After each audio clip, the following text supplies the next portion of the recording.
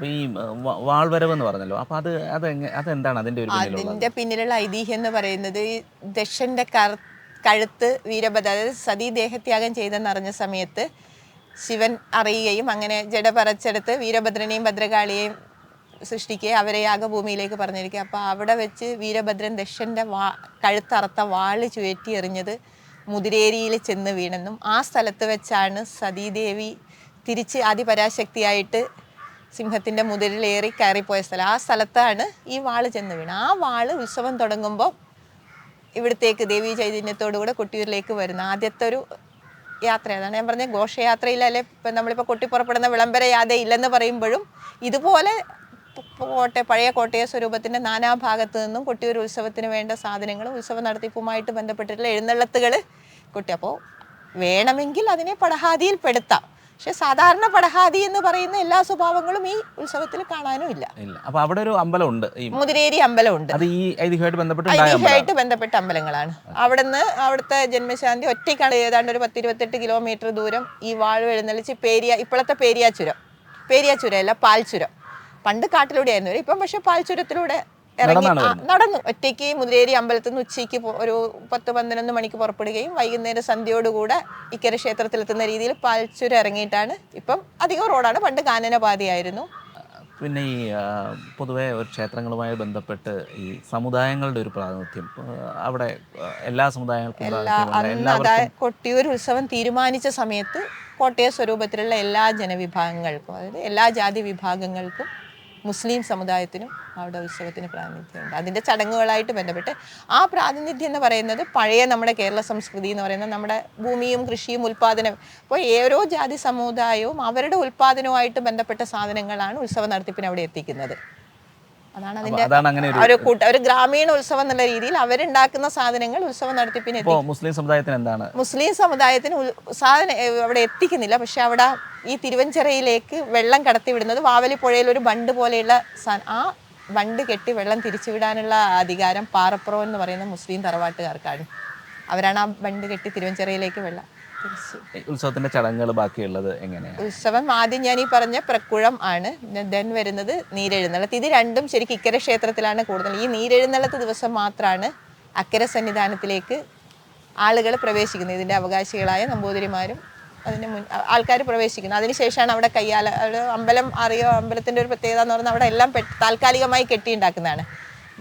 ദേവൻ്റെ ശ്രീകോവിലായാലും അടിയന്തരക്കാർക്ക് താമസിക്കാനുള്ള ഇതൊക്കെ ആ കെട്ടിയുണ്ടാക്കാനുള്ള പണിയാണ് ഈ മകം, പൂരം, ഉത്രം, അത്തം, ചിത്ര ഈ 5 ദിവസങ്ങളിലായിട്ടാണ് ഈ കയ്യാല നിർമ്മാണങ്ങളും ഉത്സവ ഭൂമി വൃത്തിയാക്കലൊക്കെ നടക്കുന്നത്. അതിനപ്പുറം ആദ്യമായിട്ട് ജനം അക്കരെ കൊട്ടിയൂർ പോകുന്നത് ഈ നീരെഴുന്നള്ളത്തോടെയാണ്.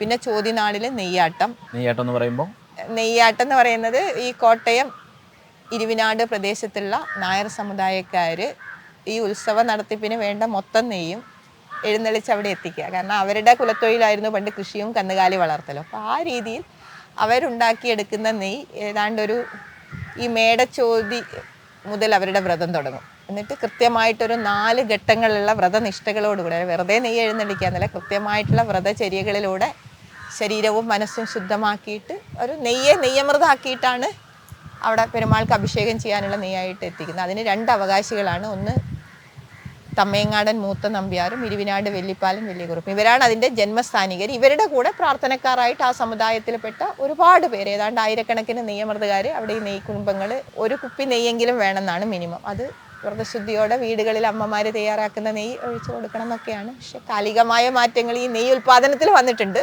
എന്നുള്ളതൊരു സത്യമാണ്. എങ്കിലും ആ വ്രതചര്യയോട് കൂടെ അതിൻ്റെ ഒരു 4 ഘട്ടത്തിലൂടെയാണ് അവരുടെ വ്രതം പോകുന്നത്. എന്നിട്ടാണ് ഈ നെയ്യ് അവിടെ എത്തിക്കുന്നത്. അതാണ് സ്വയംഭൂവിൽ ഈ ഒരു വർഷത്തെ ഉത്സവം കഴിഞ്ഞ് അടുത്ത വർഷം ഈ നാളം എന്ന് പറയുന്ന ശിവലിംഗം ഇരിക്കുന്നത് മണ്ണ് വെച്ചിട്ട് അടയ്ക്കും. അഷ്ടബന്ധം എന്ന് പറയുന്ന ഒരു സാധനം വെച്ച് അവരടയ്ക്കും. അത് തുറന്ന് ആദ്യം ആ സ്വയംഭൂവിൽ നടക്കുന്ന അഭിഷേകം ഈ നെയ്യാട്ടാണ്. ഇരുവിനാട് വെല്ലിപ്പാലം വലിയകുറുപ്പിൻ്റെ നെയ്യാണ് ആ സ്വയംഭൂവിൽ നാളം തുറന്ന് ആദ്യം നടത്തുന്ന അഭിഷേകം. അത് വരുന്നത് ഇടവത്തിലെ ചോതി കഴിഞ്ഞ് വിശാഖം തുടങ്ങുന്ന നാളിൽ. അന്ന് ശരിക്കും സ്ത്രീകൾക്ക് അവിടെ പ്രവേശനമില്ല. അടുത്ത ദിവസം തൊട്ടേ സ്ത്രീകൾക്ക് അടുത്ത ദിവസം മണത്തണ ചപ്പാരത്തു നിന്ന് ഭണ്ണാരങ്ങൾ എഴുന്നള്ളിച്ച് ആനയും ഭണ്ണാരങ്ങളും ബലിബിംബങ്ങളും ഒക്കെ പോയി അതിൻ്റെ പിറകിലെ സ്ത്രീകൾക്ക് അവിടെ പ്രവേശനമുള്ളൂ. ഈ അടുത്ത ചടങ്ങ് എന്ന് പറയുന്നത് ഈ ഭണ്ണാര എഴുന്നള്ളത്ത്. അടുത്ത സമുദായമാണോ? അങ്ങനെയാണോ? അല്ലല്ല, അത് മണത്തണയുള്ള കുടിപതികൾ എന്ന് പറയുന്ന സ്ഥാനികരാണ് ഈ ഭണ്ണാര എഴുന്നള്ളത്ത്. അന്നാണ് ഈ നെയ്യാട്ടത്തിന് കൊട്ടിയൂരുള്ള എല്ലാ സ്ഥാനികരും കൊട്ടിയൂരില്ല. അതിന് അവകാശികളായിട്ടുള്ള ഒരു 5-7 ബ്രാഹ്മണരെ കുടുംബങ്ങൾ മാത്രമേ ഉള്ളൂ. അവിടുത്തെ ബാക്കി സ്ഥാനികരും പിന്നെ അവിടെയുള്ള ഈ 4 ഊരാളന്മാരും കുടിപതികളും ഒക്കെ ഉത്സവ നടത്തിപ്പിന് വേണ്ട ഭണ്ണാരങ്ങൾ, പാത്രങ്ങൾ, എല്ലാം എത്തിക്കുന്ന വാളുകൾ, പാത്രങ്ങൾ ഒക്കെ ഇവിടെ മണത്തണ ഗോപുരം എന്ന് പറയുന്ന ഒരു സ്ഥലത്താണ് സൂക്ഷിച്ചിരിക്കുന്നത്. അത് ചപ്പാരൻ ദേവിയുടെ അകമ്പടിയോടുകൂടെ വാളശന്മാർ വാഴ എഴുന്നള്ളിച്ച് ഇതവിടെ എത്തിക്കും. ഭണ്ണാര എഴുന്നള്ളത്ത് ഈ ചപ്പാരം വാളശന്മാരുണ്ടാവും, പിന്നെ ജന്മസമുദായം ഉണ്ടാവും, പിന്നെ കുടിപതികൾ സ്ഥാനികരാണ് ഭണ്ണാര എഴുന്നള്ളിക്കുന്നത്. അതിനോട് മുമ്പ് അവിടെ പൂതനാക്കൂൽ എന്ന് പറയുന്ന സ്ഥലത്തൊരു യോഗി സമുദായക്കാരില്ലേ, യോഗി ഗുരുക്കൾ, അവരുടെ ഒരു യോഗി കൂട്ടുണ്ട്.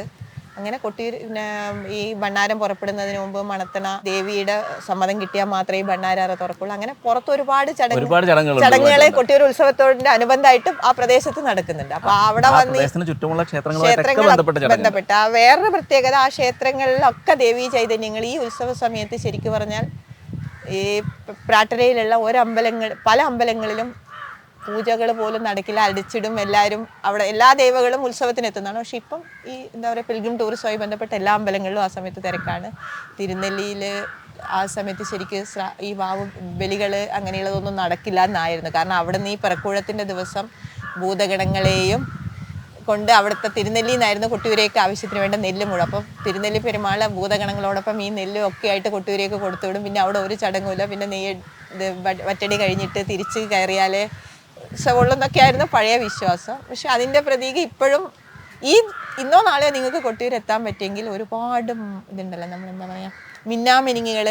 ആ കൊട്ടിയൂർ പ്രദേശത്ത് ഈ സമയത്ത് ഒത്തിരി മിന്നാമിനുങ്ങുകൾ കാണാം. അപ്പോൾ ആ പഴയ കൂട്ടാൾക്കാർ പറയുന്നത് ഈ ദൈവങ്ങൾ മുഴുവൻ കൊട്ടിയൂരേക്ക് വരുന്നതിൻ്റെ ഒരു പ്രതീകമാണ് ഈ മിന്നാമിനുങ്ങി എന്നൊരു വിശ്വാസം ആ കൂട്ടായ്മയിലുണ്ട്. അങ്ങനെ പക്ഷെ ഇന്നിപ്പോൾ അത് മാറി. ഇന്ന് എല്ലാ അമ്പലങ്ങളിലും പറശ്ശിനിക്കടവായാലും, പറശ്ശിനിക്കടവിൽ ആ സമയത്ത് തിരുവപ്പന പണ്ടുണ്ടായിരുന്നില്ല.